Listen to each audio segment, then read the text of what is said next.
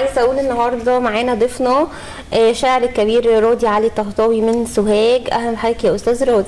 اهلا وسهلا بحضرتك يا فندم، واهلا بالساده المشاهدين. استاذ راضي، كده ناخد فكره كده سريعه، يعني بدايتك مع الشعر كانت ازاي؟ اتفضل. بدات الشعر في مرحله الاعداديه، وبدات يعني الموهبه تتنمى اكثر في المرحله الثانويه. بعد كده بدات يعني اتواصل مع وسائل الاعلام، سواء المقروءه او المسموعه او المرئيه، الى ان وصلت لمرحله عضو نادي الادب طحطا، ولي دواويني وكتبي واعمالي الادبيه. جميل. هنبدا بايه بقى؟ هنبدا بقصيده لمصر اسمها زهرة الدنيا.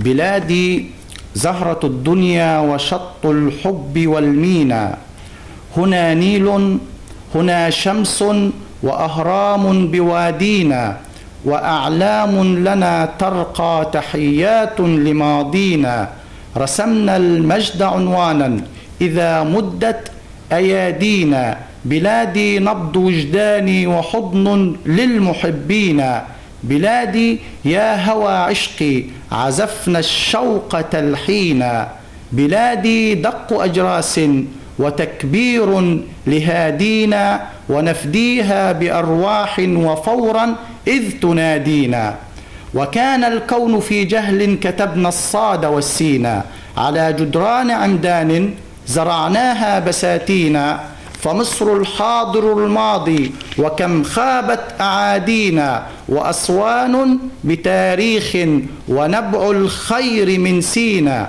وشعب النيل مضياف هنيئا يوم تأتينا، وكم شعت ضحى نور وكم طابت أراضينا، منارات هنا تشدو بألحان أغانينا، ونحن الشعب إذ يمضي فمن يأبى يحيينا، ورب الكون يرعانا بكأس الأمن يروينا، بلادي زهرة الدنيا وشط الحب والمينا.